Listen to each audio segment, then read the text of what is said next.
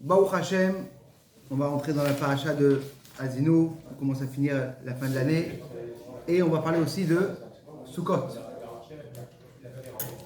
On sait que tout le mois de Tishri, c'est un mois de être ensemble. Et on va passer un petit peu voir comment la connexion de tout le mois. Si on se rappelle, on avait parlé avant le Shabbat avant Rosh Hashanah. Le Shabbat avant Rosh Hashanah, on avait parlé de quoi? Atem nitzavim hayom kulchem. Vous êtes tous devant Hachem. Roshechem, Shiftechem. Et une chose qu'on voit spéciale, c'est que toutes les fêtes de Tishri, c'est pour la connexion, pour le hardout, pour être ensemble. On a commencé, comme on l'a dit, avec Atem nitzavim hayom, avant même la préparation Rosh Hashanah, c'est ensemble. Et une chose qu'on a parlé, c'était le sujet des fêtes de Rosh Hashanah Yom Kippour. Dans le Rosh Hashanah Yom Kippour, on voit une chose qui est très spéciale. On sait que on va rentrer dans Sukkot, et Baruch Hashem, on a une chose qui est spéciale en Israël, c'est qu'on fait une journée. En dehors d'Israël, 2 jours. Même des fois, ça arrive même 3 jours. Mais quand ça arrive les fêtes de Rosh Hashanah et de Yom Kippour, on est connecté avec le Chutz La'aretz. On est connecté avec le Chutz La'aretz. On fait la même chose. Pourquoi? Parce qu'en vérité, quand ça arrive, les fêtes, le début, il faut qu'on ait la hardout en même temps. Si en dehors d'Israël, ils font 2 jours, nous aussi on fait ici 2 jours. C'est sûr que la raison pourquoi en vérité on fait Rosh Hashanah 2 jours, c'est comme on sait la halakha, c'est que quand les personnes ils allaient pour voir c'est quand que ça arrivait Rosh Chodesh, ça prenait à peu près 12 jours pour savoir est-ce que c'était le 30 ou le 31, la lune. Ça prenait à peu près 12 jours pour raconter à tout le monde. C'était des anciens WhatsApp. On dit que le WhatsApp, c'est en 2 minutes. Mais à l'époque, ils envoyaient une personne qui allait, ils se promenaient, ils revenaient. Et pour ça, on fait quoi? En Israël, on faisait une journée, parce que toutes les fêtes, ils tombent en général le 15, jusqu'à le 12, ils vont dire aux gens, ils savent quand est-ce que tu veux. Mais en dehors d'Israël, qu'est-ce qui se passe? Là-bas, les gens qui allaient, ça leur prenait jusqu'à le 17, 18. Les gens ne savaient pas ce qu'ils vont faire le 15 ou le 16. Pour ça, en Chutz La'aretz, on fait 2 jours. Et c'est la raison pourquoi on fait Rosh Hashanah, on fait ces 2 jours, parce qu'on n'a pas le temps. Mais aujourd'hui, avec le temps, quand ils avaient déjà le Loir, comment c'est qu'ils n'ont pas, au moins en Israël, de faire une journée? Ils peuvent pas. Pourquoi? Une des raisons aussi, le Rabbi l'explique, c'est pour se connecter en même temps. Quand tu arrives vers Hachem, les fêtes, les grandes fêtes, tu dis Hachem, écoute-moi, regarde, on est tous ensemble. Quand une personne va venir, rentrer avec un nom de famille, c'est beaucoup plus facile. Si tu as une grande famille qui arrive, et si chacun va venir avec son nom de. Alors, pourquoi on ne fait pas pour les autres fêtes? Pourquoi on ne fait pas avec les autres fêtes? Pourquoi on fait que Rosh Hashanah? Très bien, c'est une bonne question. Mais non, même pour Yom Kippour. À la base, Yom Kippour, on devait faire 2 jours. Le Shura dit parce qu'on ne peut pas faire 2 jours. On ne peut pas jeûner. On ne peut pas jeûner. Même s'il y avait même je pense des gens il y a 500 ans, au moment de Rachid, qui faisaient 2 jours de Yom Kippour. Parce que Yom Kippour, ça tombe le 10, on ne sait pas vraiment exactement, mais les Hamidis, ce n'est pas possible. Pourquoi les autres fêtes? Parce qu'il n'y a pas cette force de cette connexion de hardout. Le commencement, quand tu veux recevoir une bonne année, tu ne peux pas, venir une partie, si tu arrives tous en même temps, la famille Cohen, ah très bien, allez rentrer dans la soirée. Ah.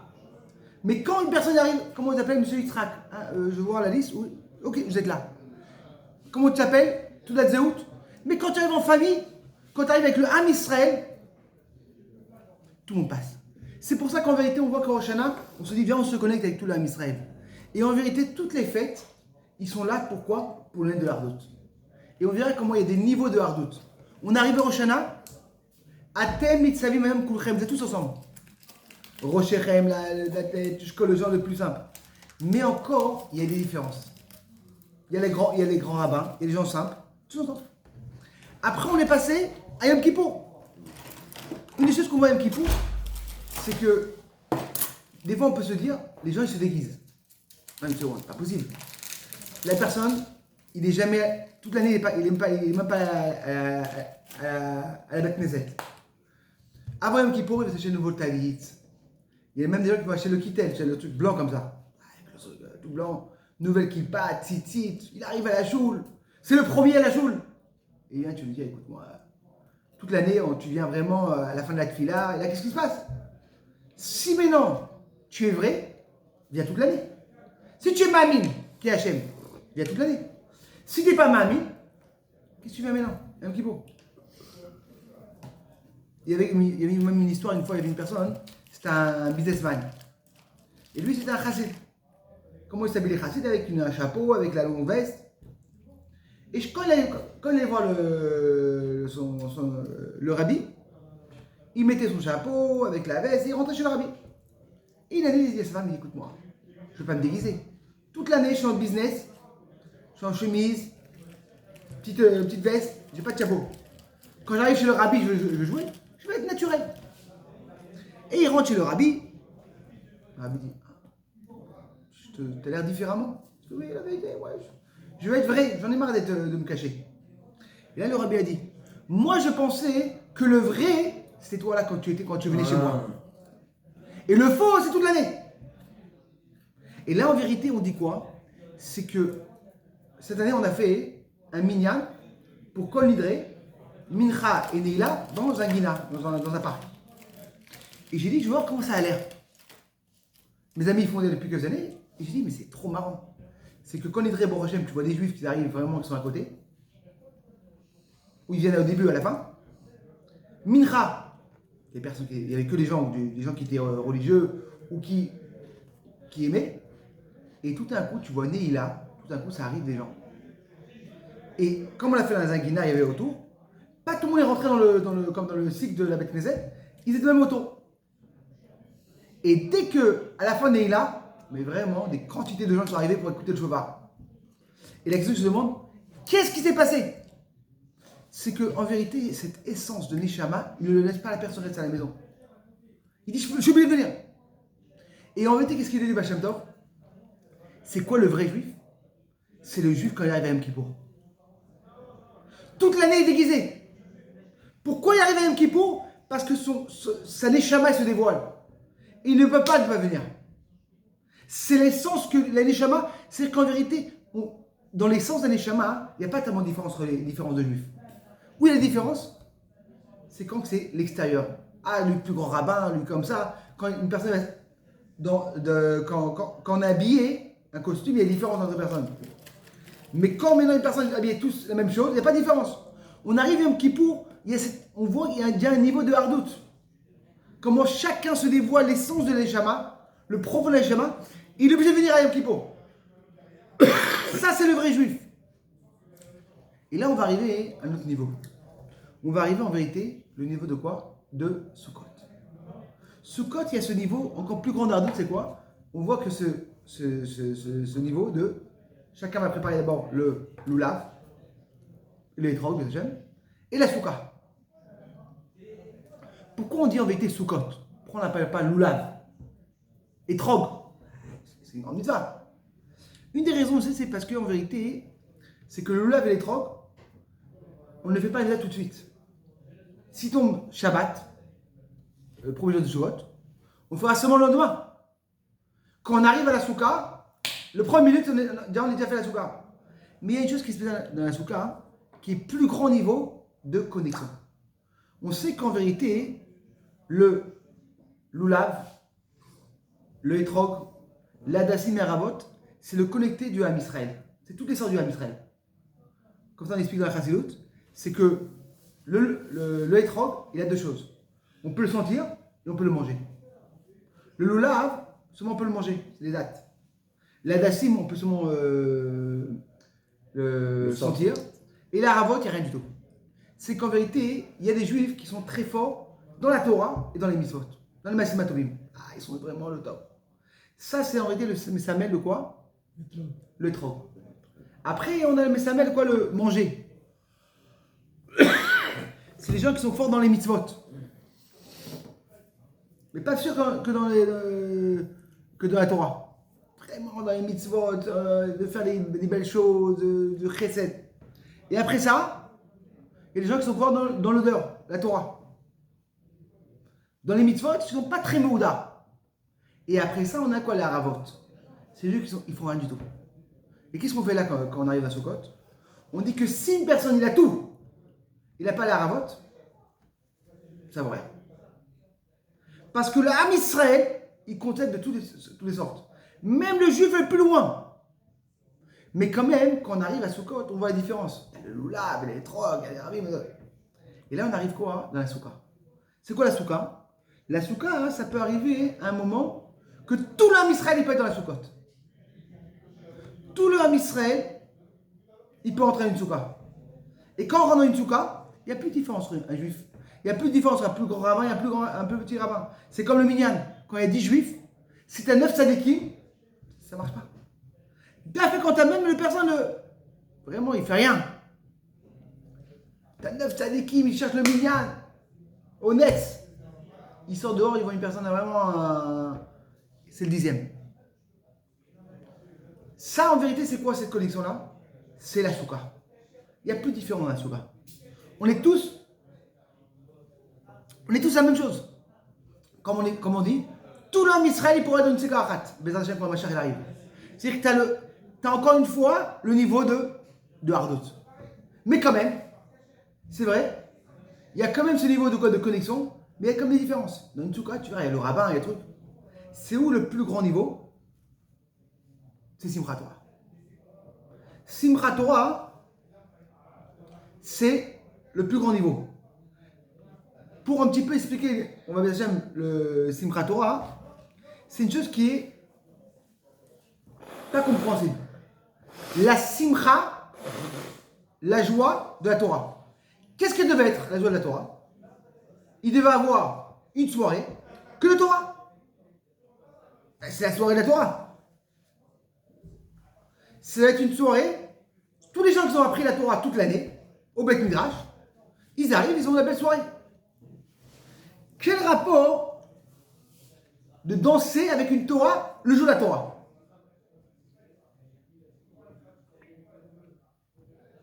Et comment on danse? Avec les pieds.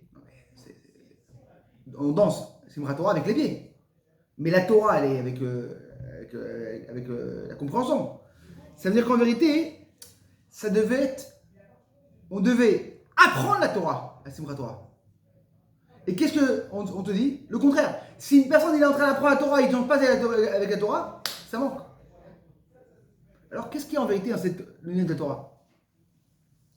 Moi, la vérité, ça me rappelle à l'époque, il n'y avait pas tous les portables. Il y avait les téléphones, tu sais, dans les chivotes. Les téléphones, on faisait la queue pour appeler les parents. Et quand j'appelais ma mère, mon père aussi, qu'on ne l'appelait pas tous les jours. Comment ça va? Comment c'était? Qu'est-ce que ça a mangé? Qu'est-ce que ça... Mais non, en vérité, les paroles, c'est toujours les mêmes. Parce qu'à la yeshiva, on est toujours fermé, il n'y a pas de... Et qu'est-ce qu'en vérité ils voulaient entendre? La voix. La voix de leur fils. C'est qu'est-ce qu'ils voulaient entendre? C'est pas qu'ils voulaient entendre un chidouche spécial. La même chose avec la Torah. Dans la Torah, il y a la chorma de la Torah, la compréhension de la Torah, et il y a le kol, la voix d'Hachem dans la Torah. Quand une personne, il apprend la Torah, des fois tu peux apprendre la Torah, des choses que même tu connais déjà. Mais tu as fait la mitzvah de la Torah. Mais, il y a aussi le niveau de quoi? Tu veux écouter la voix d'Hachem dans la Torah.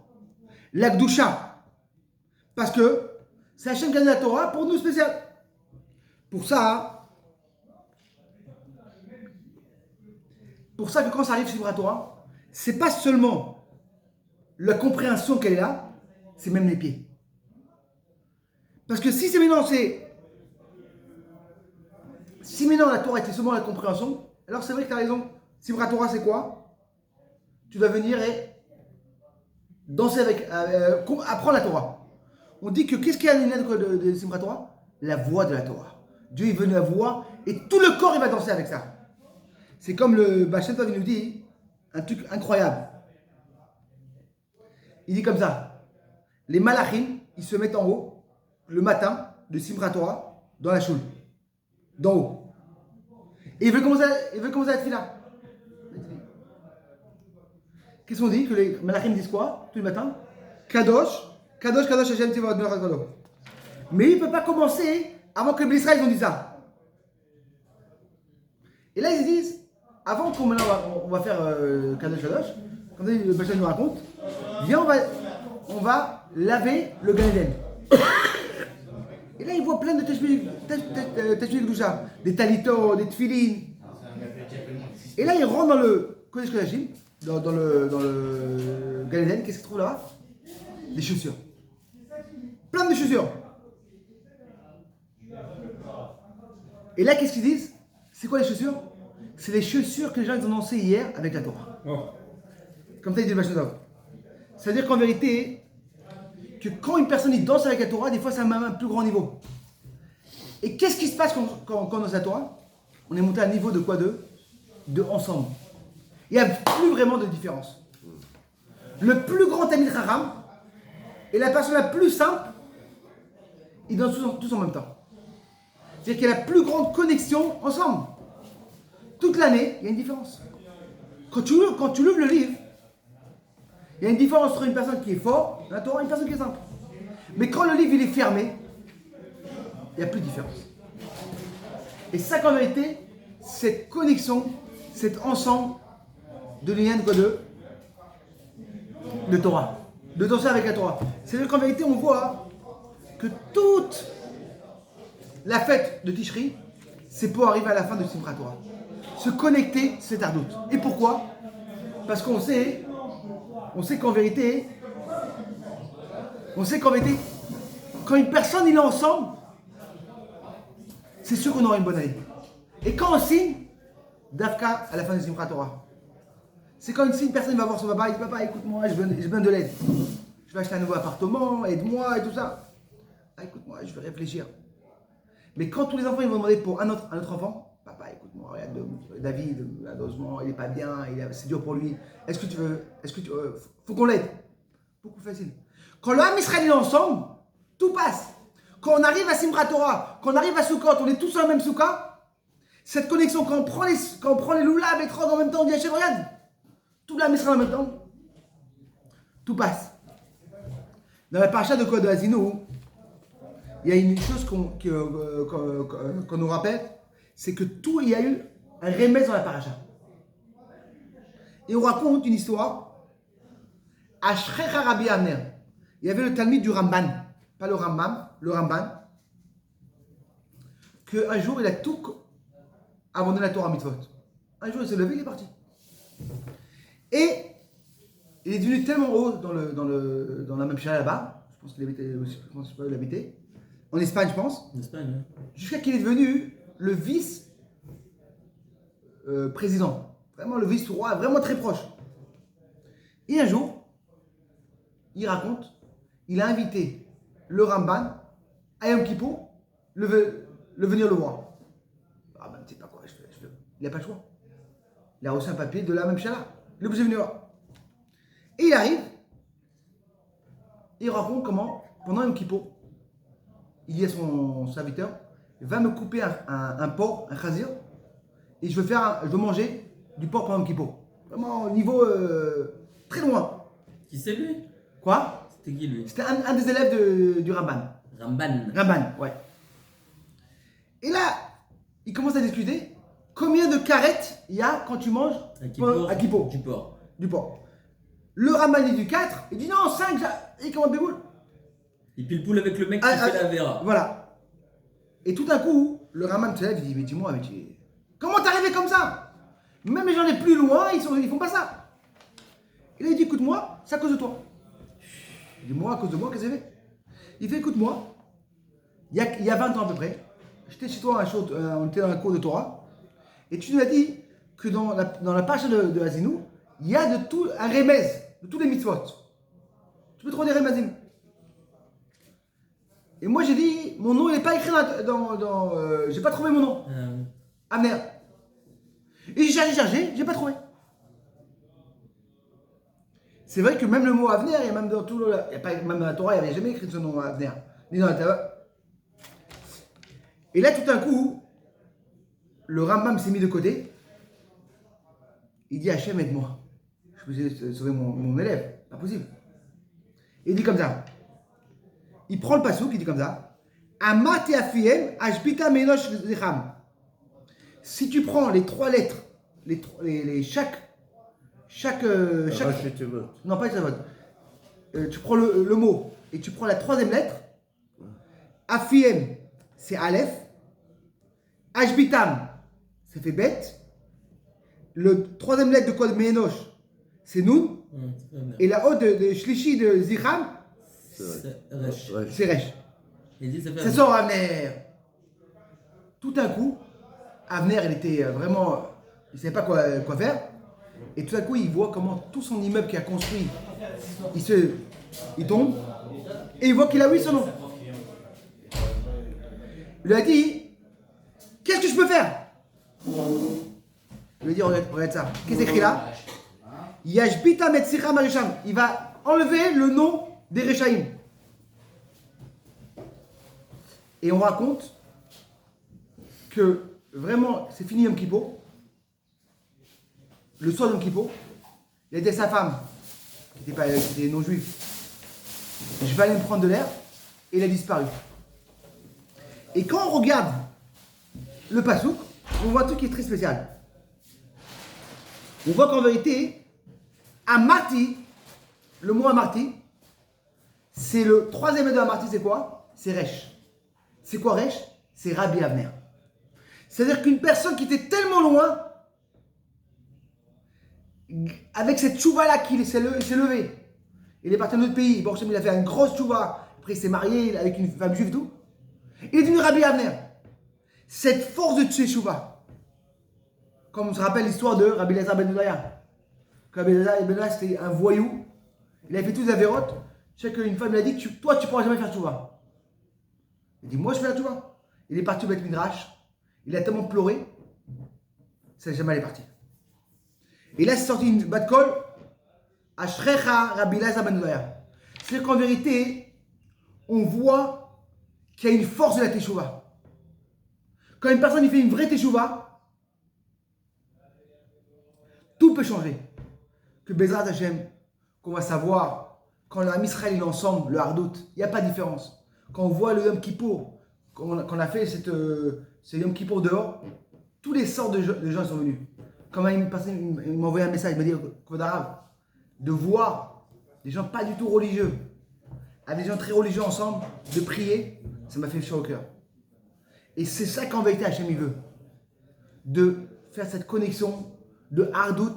Et quand on aura ce Hardout, Bezrat Hashem, on pourra voir cette Geoula Bekarov, on pourra voir cette connexion.